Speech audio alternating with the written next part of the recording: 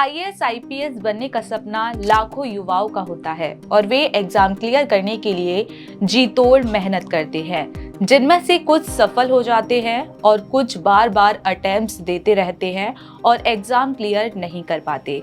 लेकिन क्या आपने कभी सोचा है कि फिर वो एस्पिरेंट आगे करते क्या है, किस फील्ड में अपना करियर बनाते हैं?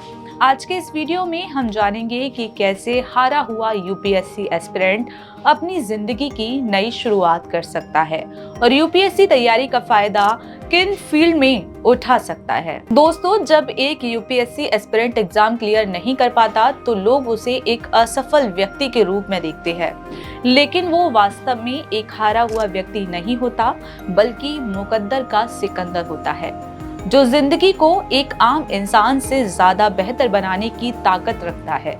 उसने अपनी तैयारी के दौरान इतनी स्किल डेवलप कर ली होती है कि वह कई फील्ड में अच्छी कमाई कर सकता है। पहला, दूसरी सरकारी नौकरियों की करें तैयारी।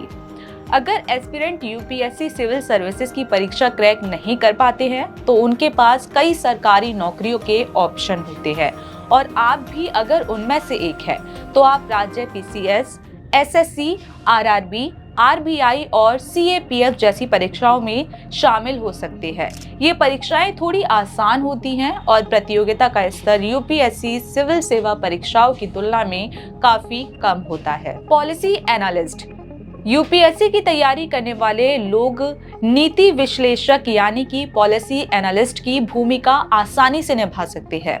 देश में कई कंपनियां और फर्म हैं जो नीति विशेषज्ञों को नियुक्त करती हैं।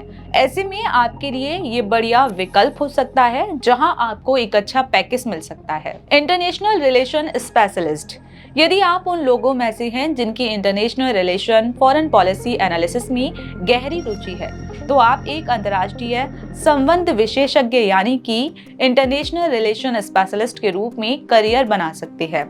इस सेक्टर में काम करने वाले स्टूडेंट्स को बढ़िया सैलरी मिलती है। मीडिया एंड जर्नलिज्म, आप post graduate diploma in journalism करके जर्नलिज्म में करियर बना सकते हैं। साथ ही आईआईएस-बी ग्रेड ऑफिसर की भर्ती के लिए भी ज्वाइन कर सकते हैं। डेटा एनालिस्ट एंड रिसर्चर की सोच रखने वाले student data analysis, market research organisation, political films and research organisation में करियर बना सकते हैं। ऐसे प्रोफेशंस को बढ़िया सैलरी भी दी जाती है। एमए किसी भी विषय से करने के बाद नेट जेआरएफ का एग्जाम देकर पीएचडी करके असिस्टेंट प्रोफेसर बन सकते हैं। टीचर की जॉब, यूपीएससी में सिलेक्शन नहीं होने पर आप एक टीचर के तौर पर करियर आगे बढ़ा सकते हैं। स्कूल, कॉलेज, कोचिंग इंस्टीट्यूट में टीचर के तौर पर जॉब कर सकते हैं।